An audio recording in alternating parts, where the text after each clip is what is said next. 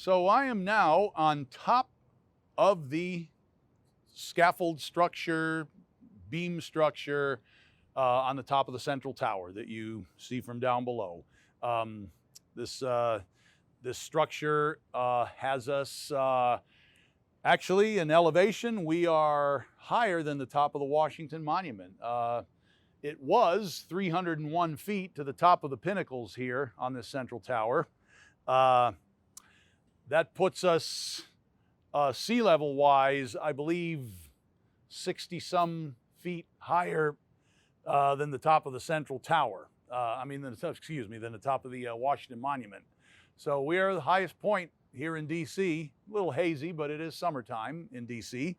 So let's talk about the damage and what happened up here. As I said, in the earthquake, this highest part of the cathedral, the tallest part of the building, all that energy, all those shock waves working their way up, up, up, up. People saw these pinnacles swaying back and forth. This southwest pinnacle that I'm pointing to here, the single biggest piece that fell off of the cathedral that day was the top of this southwest pinnacle. It was a section, 4 courses, and the finial. I had a witness, a roofer that was working on one of the buildings down here, watching the top of that pinnacle flopping back and forth, and luckily, when it cut loose, it fell inward and landed on the roof slab down below there. And this central tower has a very, very substantial concrete roof deck.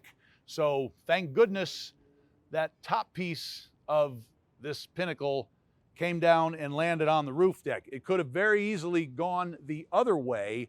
It would have fallen 150 feet and probably pierced the roof of the south transept and could very well have ended up on the floor of the nave down below.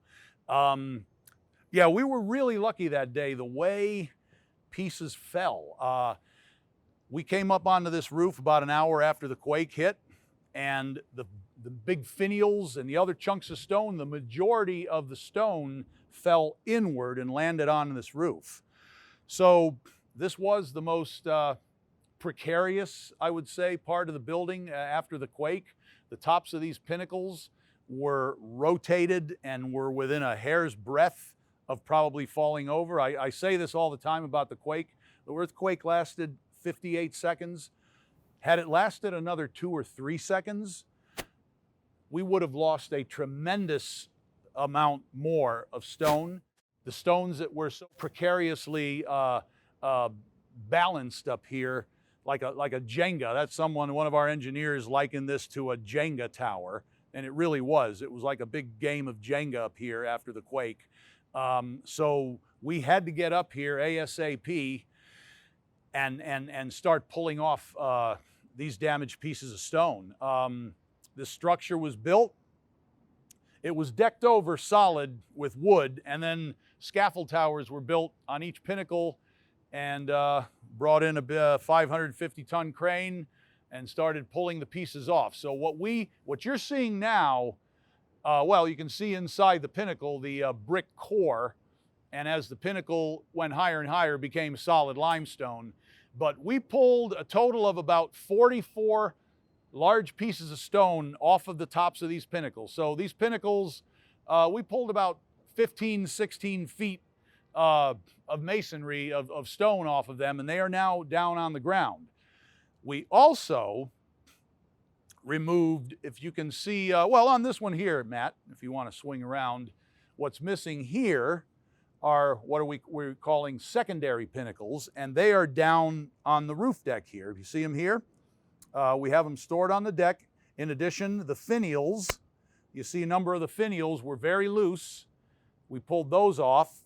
So anything that was loose or unstable on each pinnacle was removed and either sent down to the ground or staged here up on the roof to be taken down whenever we get up here and do the actual work.